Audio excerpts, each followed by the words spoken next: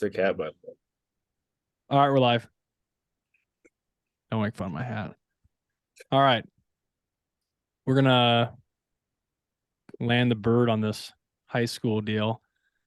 So um we've talked about a few things, but one of the things that I think we could talk about tonight is it's like especially in high schools is training like the multi-sport athlete versus athletes who specialize. Like that might be more dependent on maybe like where you're at geographically, like, a smaller school might have kids that play every sport basically.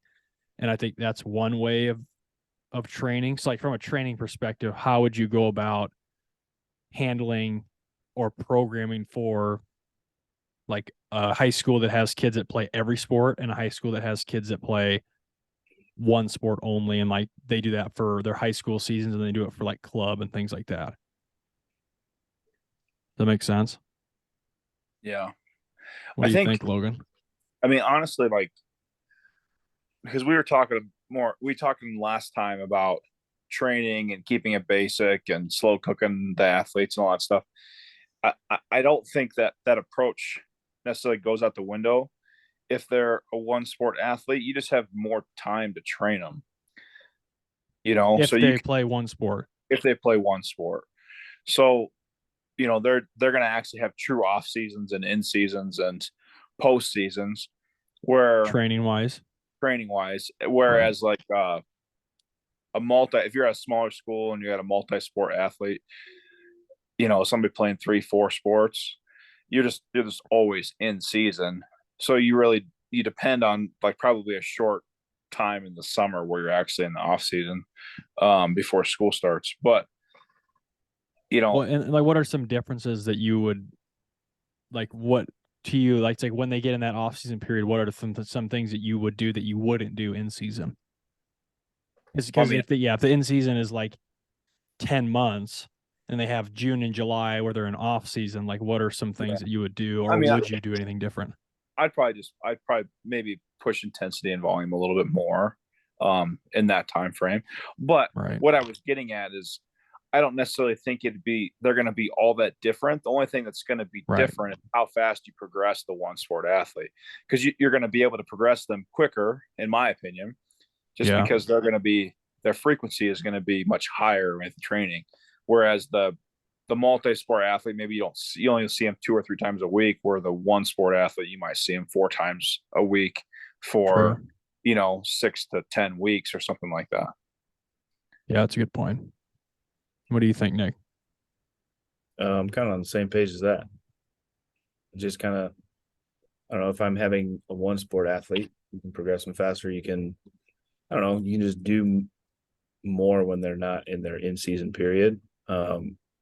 Granted, when they're not in their in season period, they are in their club period. So Right. on the other half of the year. So you kind of have to watch out for that because they do a lot of the club practices will be like nighttime practices. And you kind of have to work around that. And they're still doing probably some type of PE weightlifting too. But the consensus I've gathered from those is that those aren't like too difficult. It's more just kind of, I don't want to say going through the motions, but they're not like pushed in the way that like probably we would push them because the strength coach has how many kids to run through that strength class or whatever it is. Right. So yeah, it's just you kind of get to do a little bit more with the person who's a single sport athlete and then the one who's um kind of playing all year round. And then in Iowa here, like it's Logan knows, but like you have 4 sport athletes too, especially at the small schools, because baseball is a summer sport in the high Oh yeah, schools. that's right. That's right. So they could be playing all year round. So they might not even have that June, July period there. So you really gotta be smart about what you're doing. I would probably like if I had someone who's doing that, like you're doing kind of the same core strength lifts basically throughout the year. You might interchange them a little bit as you go through, but I'm still doing those same lifts and just kind of modifying based on game schedules, practice schedules, or whatever it is, or, you know, if they're switching in between seasons or something like that.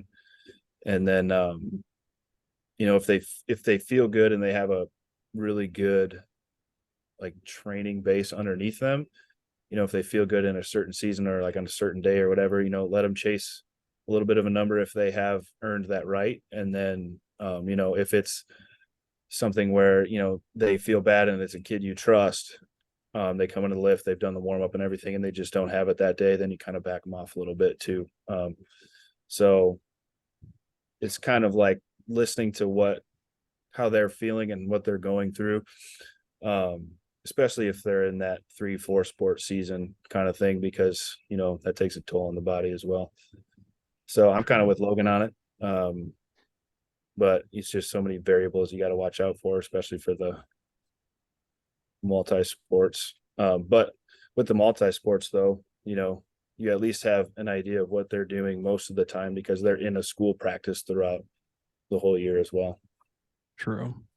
And Yeah. and one thing to think about there too, and Nick talked about it last time, is like how resilient these athletes are. Yeah. You know, so you have to be intelligent about your training, but you can kind of push them a little bit. And if you're in season the whole time, you know, or you're a multi-sport athlete and you're in season for a significant period of time, you know, there's a lot of variables within training that you don't necessarily, not that you don't have to touch, but you don't have to spend as much time on, like sprint mechanics, or not necessarily sprint mechanics, but like sprinting, like conditioning, plyometrics, Right. those types of areas they're probably doing in their sport already. Not that you shouldn't touch on them, but it's not that you like have to spend a huge amount of time on those. Whereas you can devote more time to weight room, technique, building them up with volume and intensity and making them more robust and that sort of thing. So one thing I would look at too is like what sport season is it? So if you have someone who True. like if you like have an example of a guy and he's a football player, like, you know, they play every Friday night.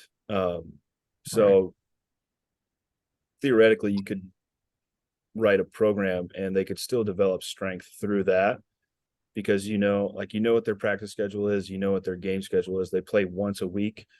So you might be able to get a little bit of stimulus through that season, just because the amount of games they're playing is less than like what a basketball player or a volleyball player might be. Because I know now that schedules tend to stick to like certain days in the high school season, but when I was in high school, like, we would have 1 week where we'd play a basketball game on like Monday, Thursday, and then the next week we'd have Monday, Tuesday, Thursday, and then the next week we'd have all 4 days and a weekend. Like, so it's really sporadic. So you know, it also depends on which competitive season they're in, and like, can you manipulate a training schedule to what their schedule is, so that you might get some type of adaptation or stimulus based on what season they're into. That's a good point. Well. Yeah, because it's like if you have somebody that, you know, just like in a traditional sense, if you have somebody that's playing a sport in the fall, winter, and spring, it's like you almost have to choose, like Logan talked about, you know, over the summer is when they're not competing. So then that's when he would do, you know, more volume and more intensity depending on who it is. But like, you know, if somebody plays fall, winter, spring, it's like, well, which one or two of those can we like shift not that you're not gonna, that they shouldn't, you know, be focused on their sport, but maybe like the fall, or maybe they're, you know, a football player first and then the other sports they do just because they like them or something. So maybe like winter and spring, or when in summer, or when you're, you know, like the focus is on getting ready for football, but knowing that they're going to compete in those other sports.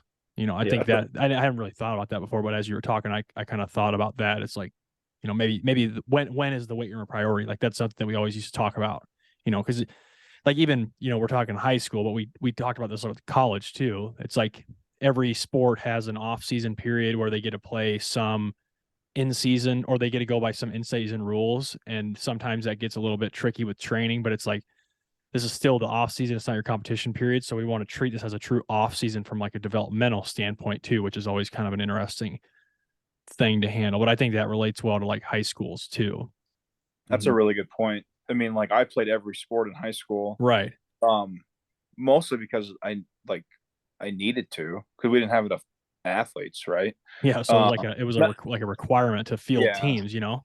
yeah. I mean, it was either that or be in the band. I didn't really want to do that. Um, so I mean, but I wanted to go to college to play football. Right. So during the football season, we lifted, but maybe it was once or twice a week. And then basketball season started. Not like I wasn't bad at basketball, but I wasn't good. But it's not your priority, you It know? wasn't my priority. So Right. I trained all the way through basketball season. And then track started. Well, with track, you only had to be like you had to be at your peak, a couple meets a year for Right. conference. Right. One meet to qualify for conference, and then state. So you could train through that. And then baseball, I mean, I really was dedicated to baseball, but it's the summer. So we would lift in the morning, work, go to our jobs during the day and play baseball at night. Right. And it wasn't, like I said, it wasn't like it was super grueling by any means, but I was getting my heavy training periods were in the winter and in the summer. I mean, even, like you played multiple sports, and like for me, towards the end of high school, I only played golf. And and then in college, like you have 2 seasons basically, and even high school, it's like when my focus was golf and I played a different sport, like I still wanted to train for golf no matter what. So it wasn't like I neglected the other, but I wasn't going to sacrifice like getting better developmentally for the sport that I cared most about.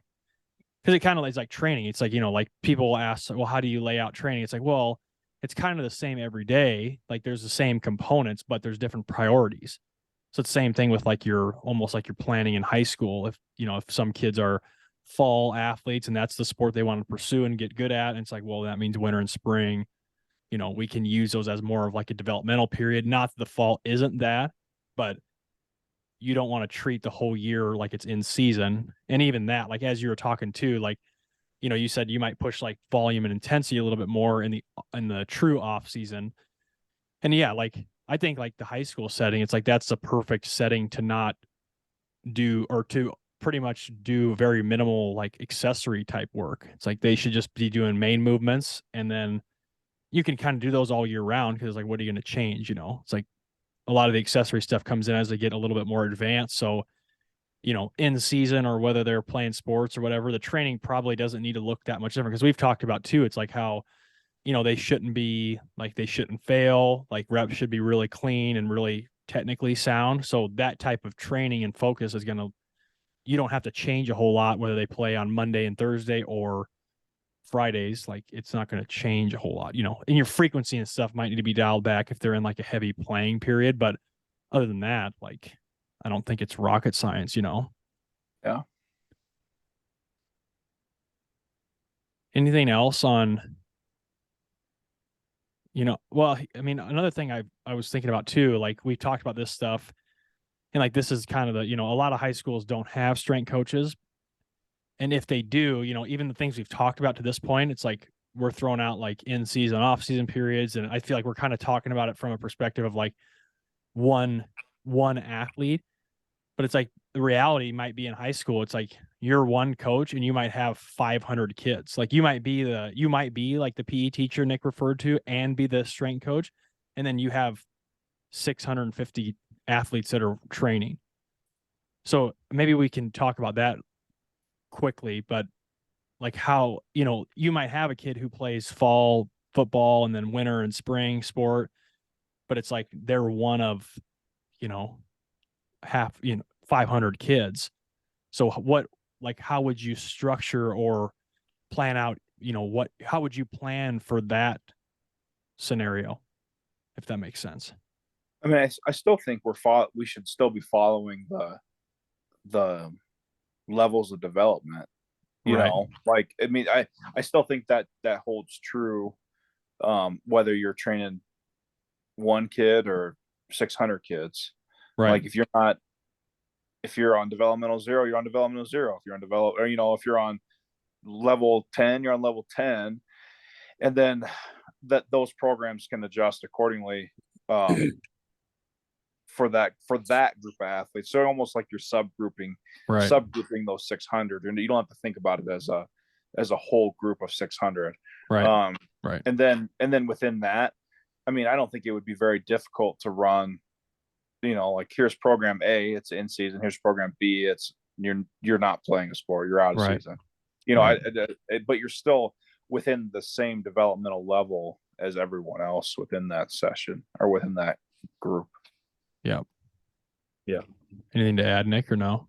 I was just gonna say, to go a little deeper off of that, like if you have, and we touched on this last time too, is like you need that system that you have, which is Right. mostly off of experience. But I was gonna say, like, if you have certain movements that are like a core part of your program and your system, like you better make sure like each stage you're hitting like a regression or progression, whatever, like Right.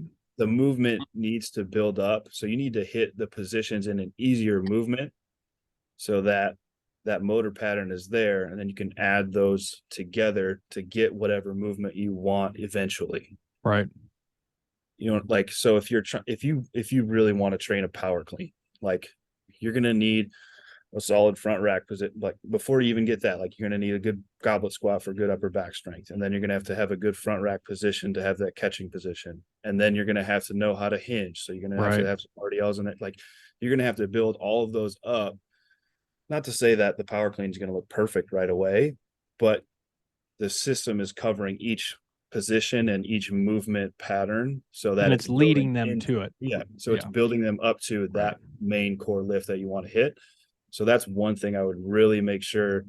So we talked about the system and everything. It's like you want to make sure that each of your developmental programs, wherever that movement shows up, like you want to make sure you're touching on all those things that add up to that one lift in like a really fluid way, so that you throw it in there and then kids are like, they're going to be like, oh, what is this? And then you can be like, oh, we have to just add all of these things that we've already done together. And then you can perform the movement. Again, it's not going to be perfect right away, but if they've hit the positions and the motor patterns that you want them to hit that are a part of the movement, it's going to be a lot better than if you just bring them in day one and be like, all right, we're power cleaning today. Right.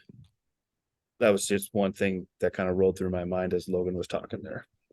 Well, yeah. Especially, I mean, like, it's like, I almost feel like as you train like more advanced, you can get away with more like, almost like more like sloppiness or careless. Like, but like, I feel like in high school, like, like if you have this scenario where 250 kids are in season and they need, developmental 2, then you have 10 kids who are just starting out and they need the first program. It's like you have to be able to have that stuff already thought through and then be able to like lead multiple sessions within the same time. So it all comes back to like, okay, like here is my most advanced stuff. And I mean, it's just like everything. It's like, what is my end goal with my training programs? Like if I had to write a program for a kid who's going to go to, if you're a high school person, if I'm going to write a program for a kid who's going into college, what does it look like? And then what does each stage from there look like to get to that end of the goal? So like you said, it's like, it's all based on progression, regression. So if it's summer training and you have 50 kids in and, little Billy comes in, he's never done anything. Here's card 1. Like there, like there you go. And so, but again, and then that might have body weight squats and push-ups and, TRX rows and glute bridges, whatever that might be, but now you're hitting your 4 or 5 main categories and an Olympic initial progression. And then here's some kids who are here for 2 years. They're right in the middle. Here's what they're doing. Like the Olympic progression is going to be slid farther down the continuum, and same with the squat, the push, the pull, and the hinge. But I think it's just basically creating like a long-term plan and then working backwards from there. And then from there, because I think once you have that laid out, then it's easy. It's not easy, but it's like, it's a lot simpler for you as the coach to, here you go, here's what you're doing. And then as the kid's like, okay, this kid's ready for developmental 3. It's like, okay, you were goblet squatting, now you're front squatting. Now here's the things we're trying to check off, but they've already squatted. It's like you said, they have the like pattern recognition basically to do the movement how you want it done. But now the load has just changed. Yep. And like one thing I would add on that too, and I've thought about this a lot recently, but like, you'll see like some places will allow like, front squatting with straps, or like cross grip front squat. And then, but then they'll program like hang cleans or hang power cleans or like a jerk. So so that would be an example of what you talked about, Nick, with like, it's not lining up to what you're trying to get. So if you, Right. if you have determined that a kid or an athlete doesn't have the mobility to rack the bar in the front, and you let them use straps, but then you want them to clean and expect them to be able to rack the bar correctly, it's like, that doesn't work. Mhm. That's, I think, sometimes what irritates me a little bit with like those sort of modifications. Like, I understand for like injury or whatever it might be, your previous injuries, like some people can't do that, but it's like, well, then they probably shouldn't be performing a jerk if they can't rack the bar in the front. Right. So that's just something to consider as, as you're looking at your end goal with what the program should look like. If you're going to just let them do that stuff leading up to it, it's like, well, then they can't do, if you let them front squat cross-handed or with straps, then you can't expect them to power clean in 2 years, right? Unless you're going to Right. work on getting rid of those things. But Right. that's a different topic for, I don't know when. Mhm. Oh, it's the front squat hurts my wrists. Yeah. Yeah, Well, and it's well, like, Billy, just keep doing it for another give month. Billy a It'll stop break. hurting. Nope, no breaks. One point I would actually add on to You see it all the everything you time. said right here is so I talked about, building everything up into like a movement.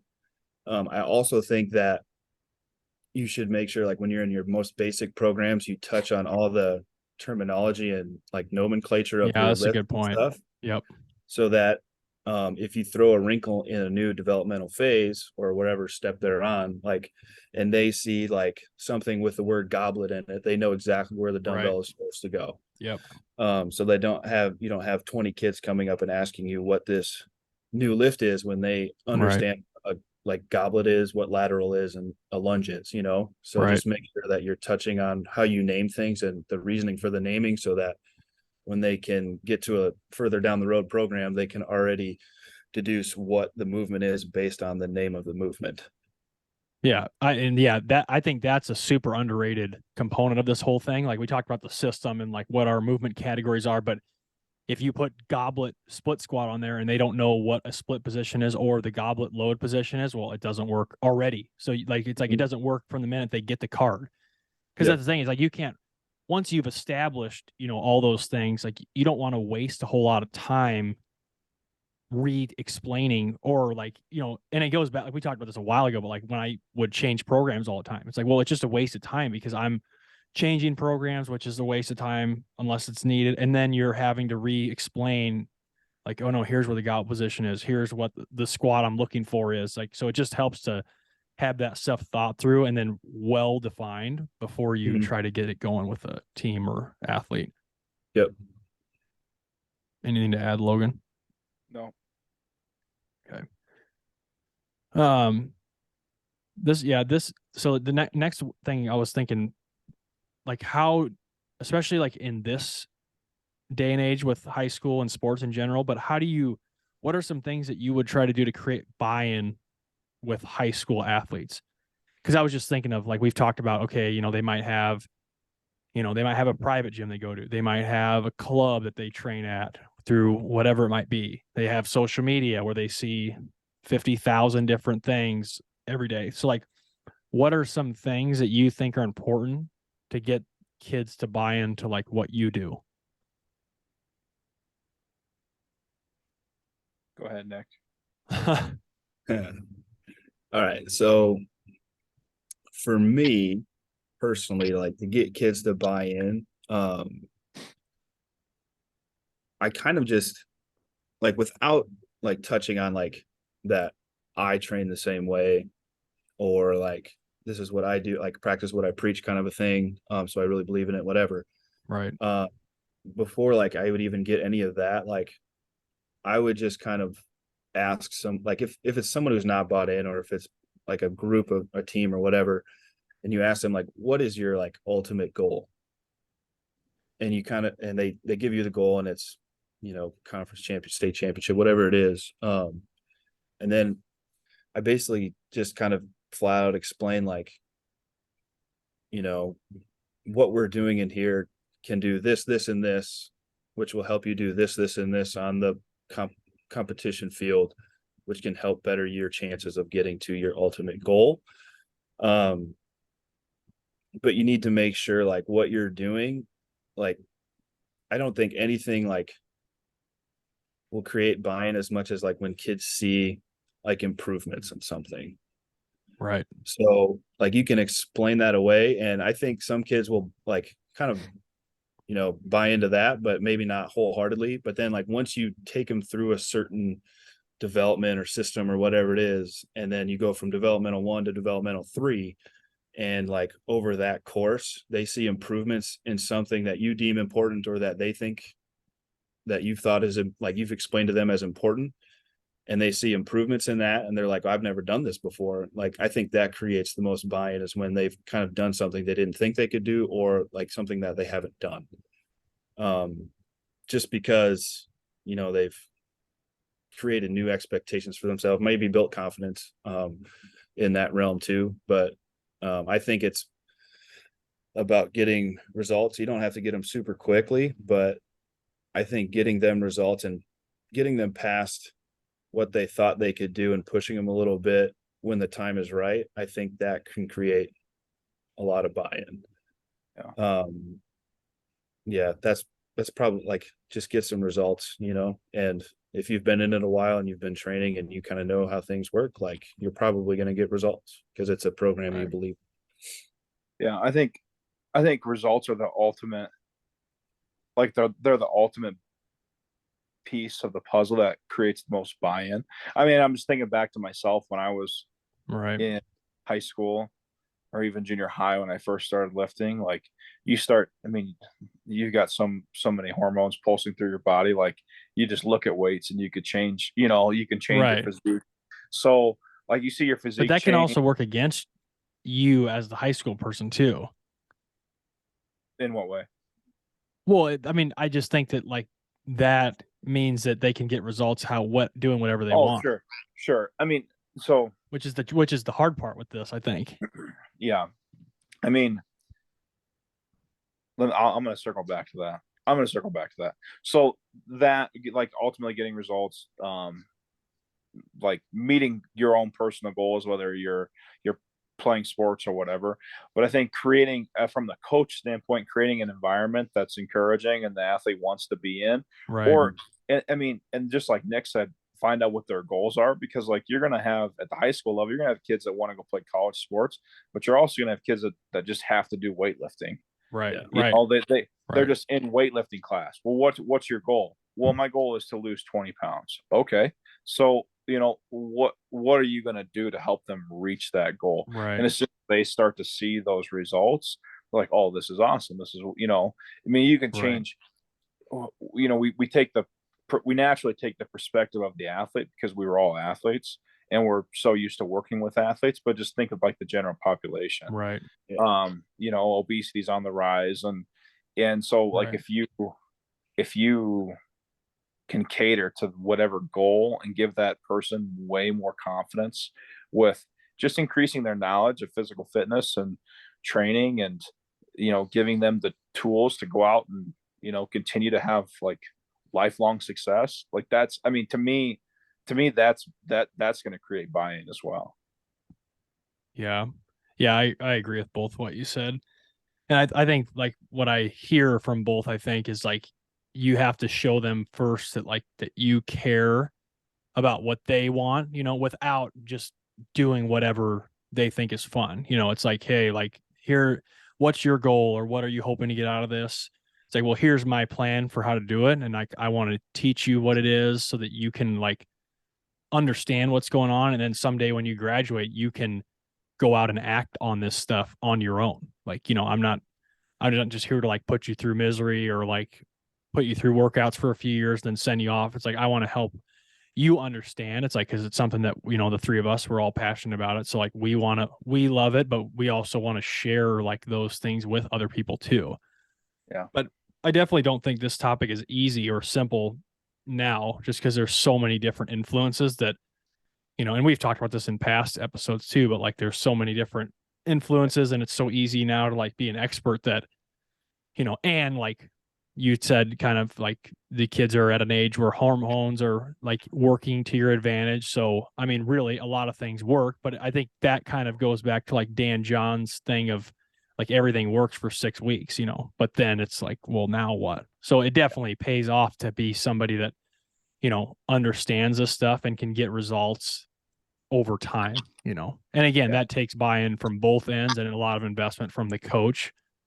But, you know, and I think another thing too is like making sure that you are a part of like whatever school or organization that you're at, you know, like being involved like within the school. I think the more that kids see you around, the better it'll work in your favor. You know, if they only see you for 40 minutes twice a week, like in the weight room, it's probably not going to develop into much, but if they see you at things at practice every once in a while at their games, like they're going to feel like you care about them a little bit more. So then when they come in the weight room, it's not as, you know, as new as it can be sometimes. Yeah. They don't care what you know until they know that you care. Right. But yeah, and it's like I think that's a fine line because I think now like a lot of people that just turns into like, yep, they don't care what I know until they know that I care. So like they just try to be friends with them, which again we've talked about that, That's but it's like, that's different. yeah, and it's like Being that's friends is way different. It's like, you know, from our perspective, it's like, yeah, we care, but that means we want to push you and hold you accountable and educate you through things, but not just have you come in and give you a fist bump and let you do bicep curls. Like that's not what's going on. So I think, I mean, you're not saying it, but you're saying it like, well, you've got these kids, but they want to go do their own thing somewhere else. right. And like, how do you keep them from doing that? Right. And I think if you're like I said, if you're creating the environment, catering to their goals, showing them that they're making progress and seeing results, like they're probably naturally going to gravitate towards you anyway. Right. Hopefully. Right. And you're always going to have the one-offs that don't.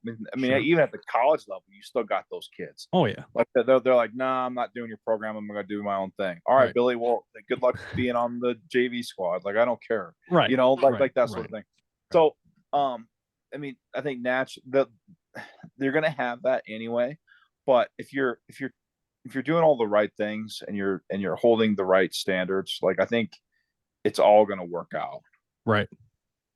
Yeah, and I was thinking as you're saying that too, it's like once they, like Nick talked about this too, and it made me think of it, but it's like once they see, you know, you can get results, they see that like you're passionate about it and like that's kind of like your lifestyle. So like it says, you know, you're the example. So it's like if they see you doing the things that you're having them do, like they see you taking care of yourself, they see how much you care about it, they see like how much you're willing to go to like invest in them and listen to them and like be around and things like that. Like I think it's like this total package. Like that's why I think it's a hard question because it's not an easy answer, but it's like as long as you are passionate about it and you know, try hard to help them and like you live it, I just think that like you said, then a lot of things will just kind of fall into place. Like not necessarily that they will for sure, but it's like that's the best way to handle it, I think.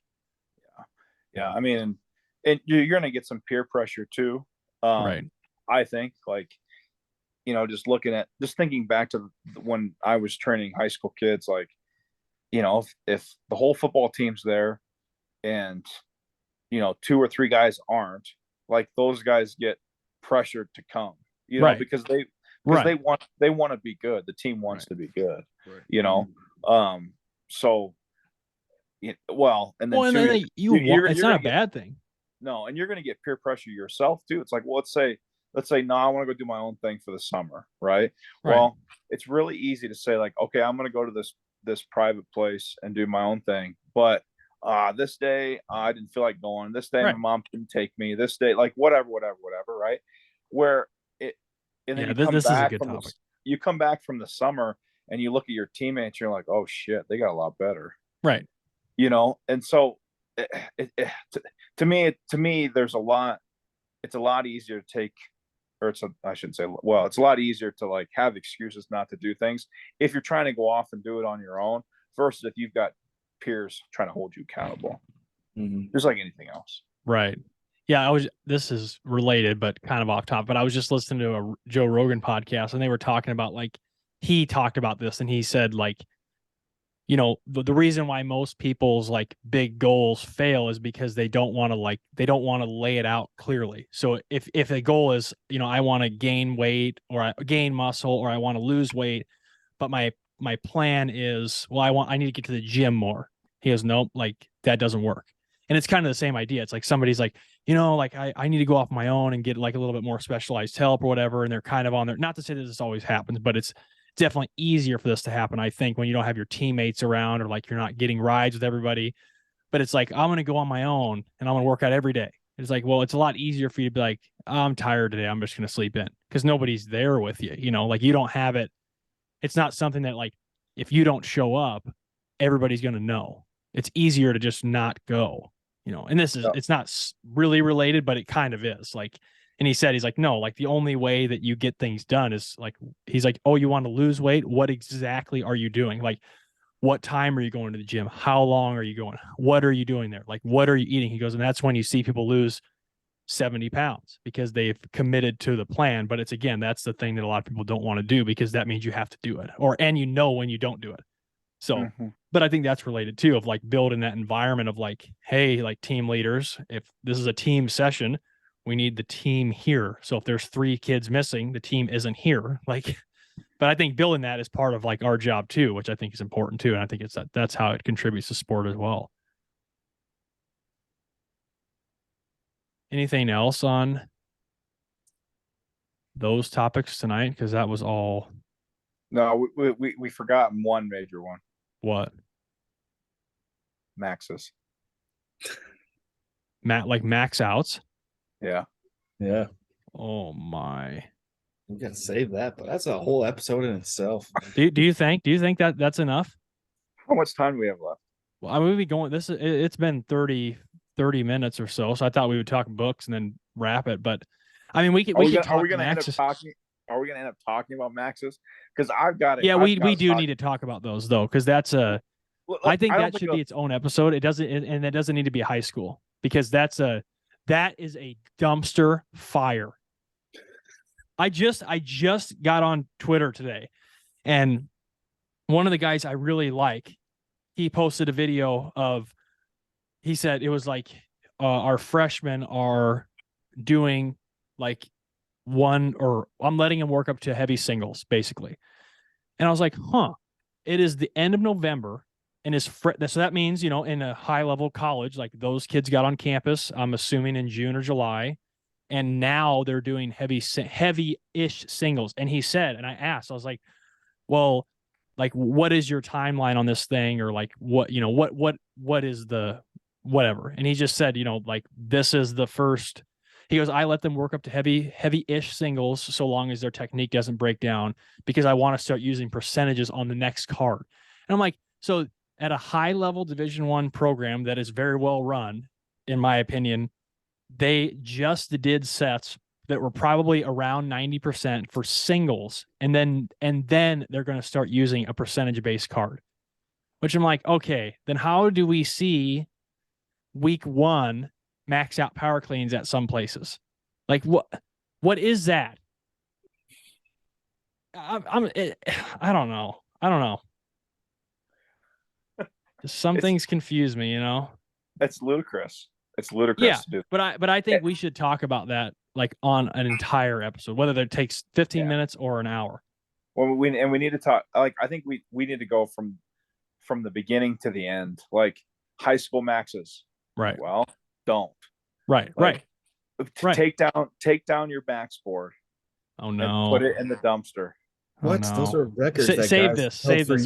Save the record board down. We'll talk about this. Because guess what? When you get to college, nobody cares. Okay, so the plane is officially landed on high school. If there's questions, let us know. We got to do our books. Are we doing books or manuals? Either, anything related to training. All right. So we've done one, I think, on training, and then we've done a few that have just been whatever we've liked a lot. So now this will be books related Books or Okay. manuals related to training or nutrition or something like performance related. You're first. Me? Yeah, you. Oh yeah, the ultimate Jim Wendler 531. I, So oh, I there's just hold something. on. Go hold ahead. on. I am absolutely baffled by the number of people who haven't read that manual. Haven't gone through 531, 531 football, 531 for skinny bastards. Doesn't matter. Just one of them. They haven't even seen one. Well, I it's a start talking shame, about really. I start talking golden. about 531. They're like, "What's Right. that?" Well, What- I love how like Wendler, the way that I think just the way he is super relatable. You know, like he's a super relatable guy, and the way he writes is just no nonsense, and he's honest, and like, and I think what makes it really good is that he does all the stuff. Like I read 531 Forever a few months ago, and he's like, these are all things that are like I've written from my training logs. Like these aren't just like random things that I, and it's like, and everything that he does, like I mean, there's probably an exercise pool of 10 and he's written like 6 books. So it just makes you realize that like this stuff is not that complicated. And it's more about like, he sent out an email a few weeks ago about like training his kid. And he's like, you'll be surprised at how little you need to do if you do it consistently. And it's like, and it's so true. But the thing with these, like, especially with the manuals in general, but it's like if you're going to do that program, you do that program. Like what I love about one of Jim's articles, he says like there are no exceptions and there's no modifications to the program. He's like, do the program exactly as it's written. Because I think like more and more now, like I think the social media influence has influences, but it's like, oh, I haven't read 531, but this guy posted what they're doing for 531. So I just do that. Like, but I'm going to change the percentages. Like, well, but now you're not doing 531. So either do that or don't do that. Like do something else and go off into where, but it's like, if you're going to do those things, it's like, you better make sure you read the manual and you do it as it's stated. Anyway, who's next, Nick? Nick. Me? Yeah. All right. Well, I know you got some book or something. I've been a huge fan. I got 2 in the tank. I I'm feel like trying I to know decide what's which one. coming. I feel like I can guess. Yeah, you know what's coming. This is one of my personal favorites. I've come back to it again and again. Juggernaut. No, no, Yep, I no, love Juggernaut. no. Nick's been Dude, through, that is the Nick's been through worst. so many phases of Juggernaut. Dude, Oh, doesn't it just Juggernaut? make you sick thinking about it? No, I love it. Oh, It's it's the ultimate good. man maker. It's the It ultimate man is. maker. It is. Give However, a I brief will say, explanation of what it is. it's just really high volume. Like Like what is week one? So week 1 is 5 sets of 10 at 60%. Oh, It's it's challenging. right. But I changed it a little bit when I have someone like brand new that I want to like put through it. Not like brand new, but like people who have been training that I want to put through it. Like I actually like build up to it now and then do the See, Juggernaut afterwards. Yeah, shake your head at me, whatever. no. I agree with you. I've thought a lot about this, but go ahead. Yeah.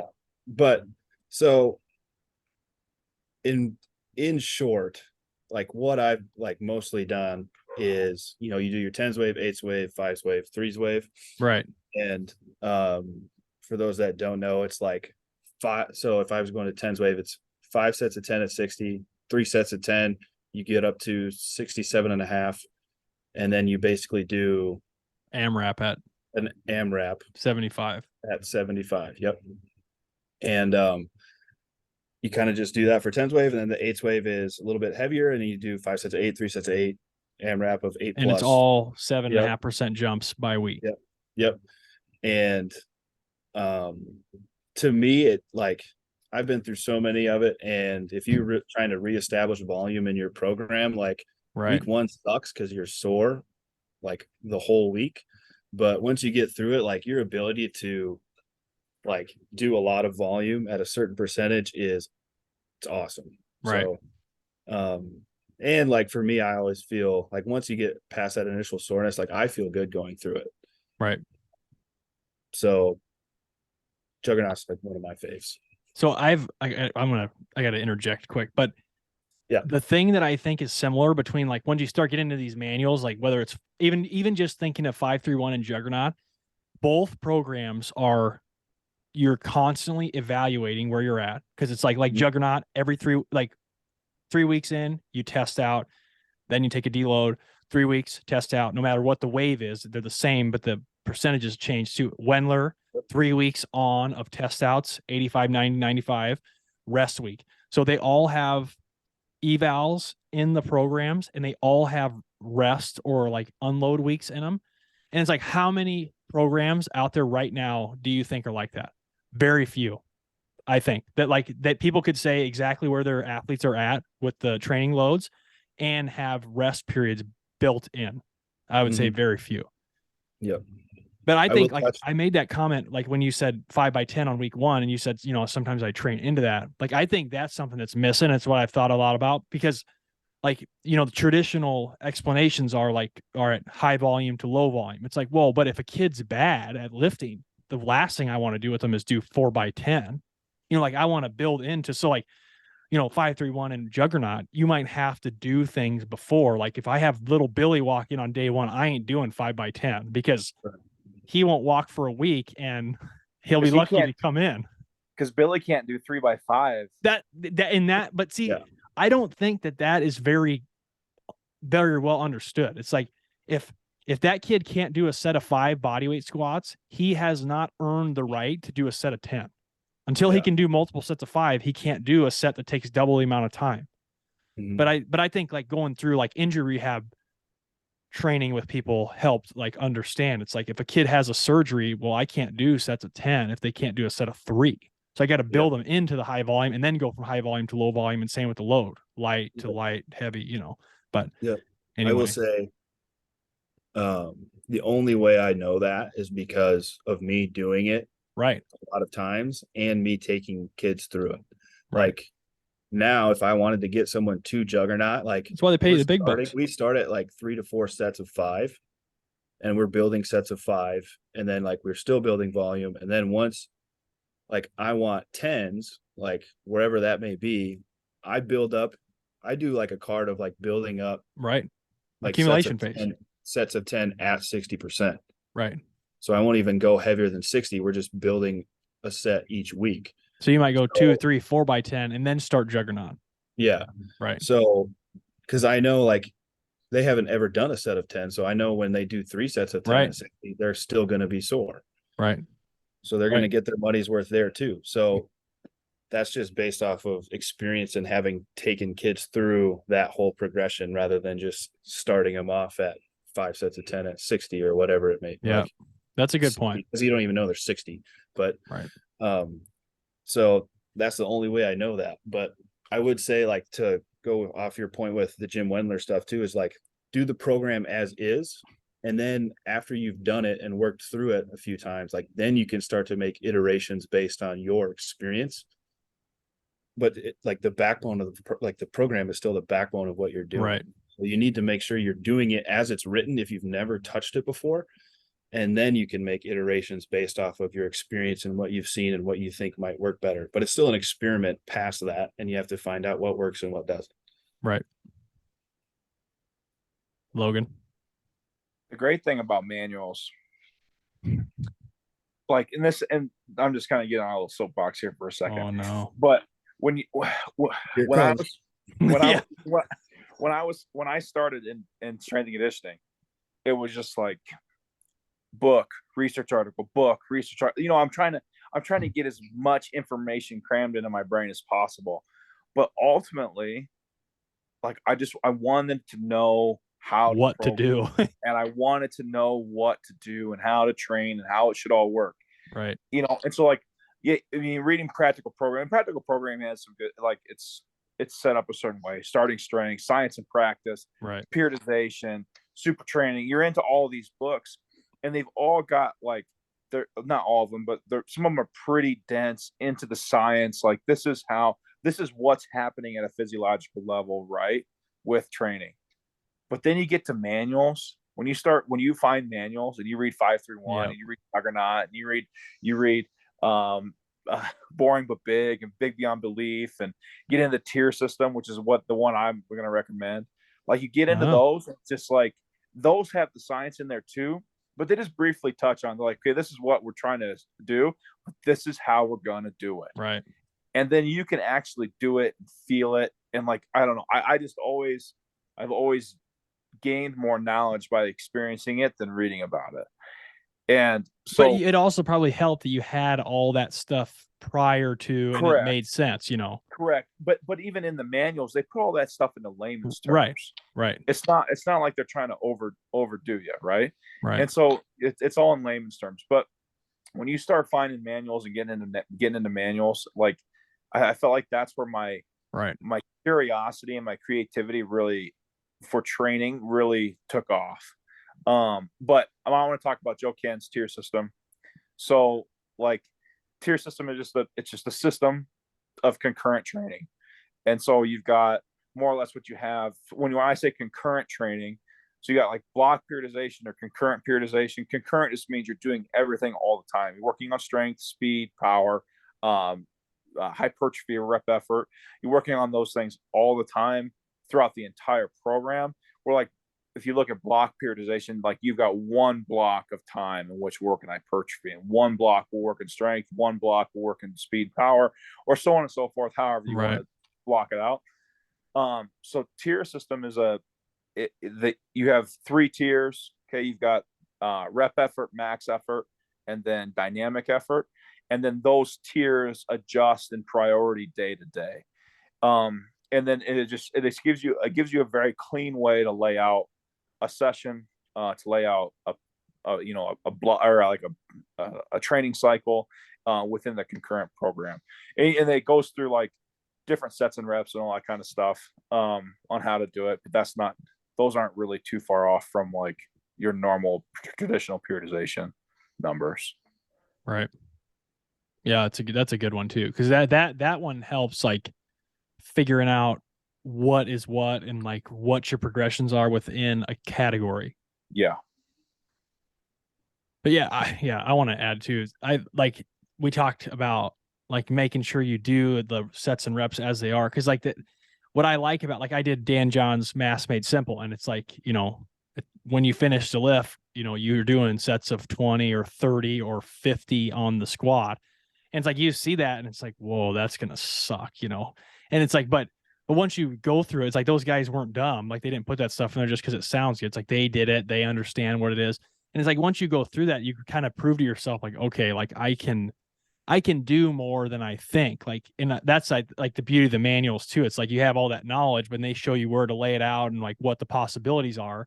And then it's your job as the coach to use those things where you can, you know, like you don't want to just copy the manual, but it's like you can use those things strategically within what you do well.